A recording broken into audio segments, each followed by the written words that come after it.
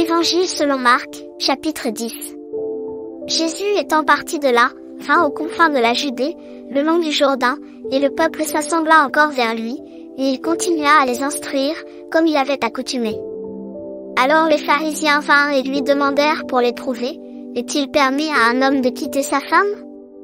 Il répondit et leur dit, qu'est-ce que Moïse vous a commandé? Ils lui dirent, Moïse a permis d'écrire la lettre de divorce, et de la répudier. Et Jésus, répondant, leur dit, il vous a laissé cette loi par écrit, à cause de la dureté de votre cœur. Mais au commencement de la création, Dieu ne fit qu'un homme et qu'une femme. C'est pourquoi l'homme quittera son père et sa mère, et s'attachera à sa femme.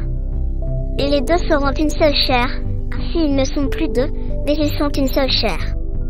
Que l'homme ne sépare donc point ce que Dieu a uni. Et les disciples l'interrogèrent encore sur ce sujet dans la maison. Et il leur dit, quiconque quittera sa femme et en épousera une autre, commet adultère à l'égard d'elle. Et si la femme quitte son mari, et en épouse un autre, elle commet adultère. Alors on lui présenta de petits enfants, afin qu'il les touchât, mais les disciples reprenaient ceux qui les présentaient.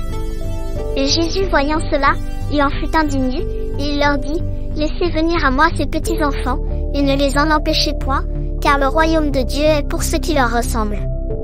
Je vous dis en vérité, que quiconque ne recevra pas le royaume de Dieu comme un petit enfant, n'y entrera point.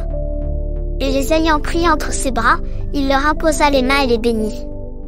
Et comme il sortait pour se mettre en chemin, un homme accourut, et s'étant mis à genoux devant lui, il lui demanda, mon bon maître, que dois-je faire pour obtenir la vie éternelle? Mais Jésus lui répondit, pourquoi m'appelles-tu bon? Il n'y a qu'un seul bon, c'est Dieu.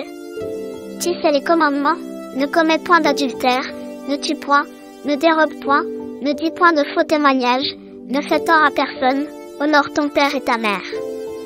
Il répondit, Maître, j'ai observé toutes ces choses dès ma jeunesse. Et Jésus, ayant jeté les yeux sur lui, l'aima et lui dit, il te manque une chose, va, vends tout ce que tu as, et le donne aux pauvres, et tu auras un trésor dans le ciel, après cela viens, suis-moi, t'étant chargé de la croix. Mais cet homme fut affligé de cette parole, et il s'en alla tout triste, car il avait de grands biens. Alors Jésus, regardant autour de lui, dit à ses disciples, qu'il est difficile que ceux qui ont des richesses entrent dans le royaume de Dieu. Et ses disciples furent étonnés de ce discours. Mais Jésus, reprenant la parole, leur dit, mes enfants, qu'il est difficile à ceux qui se confient aux richesses d'entrer dans le royaume de Dieu. Il est plus aisé qu'un chameau passe par le trou d'une aiguille, qu'il ne l'est qu'un riche entre dans le royaume de Dieu. Et ils furent encore plus étonnés, et ils se disaient l'un à l'autre, et qui peut donc être sauvé? Mais Jésus, les regardant, leur dit, quant aux hommes, cela est impossible, mais non pas quant à Dieu, car toutes choses sont possibles à Dieu. Alors Pierre, prenant la parole, lui dit, voici, nous avons tout quitté, et nous t'avons suivi.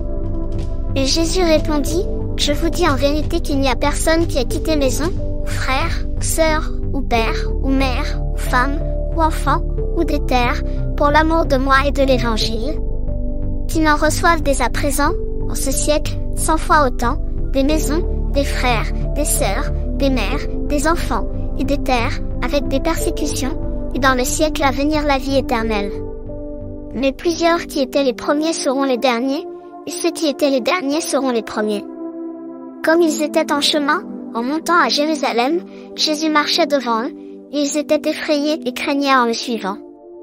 Et Jésus, prenant encore à part les 12, commença à leur dire ce qui lui devait arriver. Voici, leur dit-il, nous montons à Jérusalem, et le Fils de l'homme sera livré aux principaux sacrificateurs et aux scribes, et ils le condamneront à la mort, et le livreront aux gentils. Ils se moqueront de lui, ils le fouetteront, ils lui cracheront au visage, et le feront mourir, mais il ressuscitera le 3e jour. Alors Jacques et Jean, fils de Zébédée, vinrent à lui et lui dirent, Maître, nous voudrions que tu nous fisses ce que nous te demanderons. Et il leur dit, que voulez-vous que je vous fasse? Ils lui dirent, accorde-nous que nous soyons assis dans ta gloire, l'un à ta droite et l'autre à ta gauche. Et Jésus leur dit, vous ne savez ce que vous demandez. Pouvez-vous boire la coupe que je dois boire, et être baptisé du baptême dont je dois être baptisé? Ils lui dirent, nous le pouvons. Et Jésus leur dit, il est vrai que vous boirez la coupe que je dois boire, et que vous serez baptisés du baptême dont je dois être baptisé. Mais d'être assis à ma droite ou à ma gauche, ce n'est pas à moi de l'accorder, cela ne sera donné qu'à ceux-là qui y est destiné. Ce que les 10 autres ayant entendu, ils en furent indignés contre Jacques et Jean. Mais Jésus, les ayant appelés, leur dit, vous savez que ceux qui veulent commander aux nations les maîtrisent, et que les grands d'entre eux leur commandent avec autorité. Mais il n'en sera pas de même parmi vous, au contraire, quiconque voudra être grand parmi vous, sera votre serviteur. Et quiconque d'entre vous voudra être le premier, sera l'esclave de tous.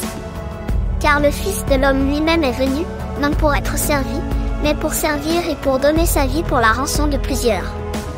Ensuite ils arrivèrent à Jéricho, et comme il en repartait avec ses disciples et une grande troupe, un aveugle, nommé Bartimée, c'est-à-dire fils de Timée, était assis auprès du chemin, demandant l'aumône. Et ayant entendu que c'était Jésus de Nazareth qui passait, il se mit à crier et à dire, Jésus, fils de David, aie pitié de moi. Et plusieurs le reprenaient, pour le faire taire, mais il criait encore plus fort, fils de David, aie pitié de moi. Et Jésus, s'étant arrêté, dit qu'on l'appelât.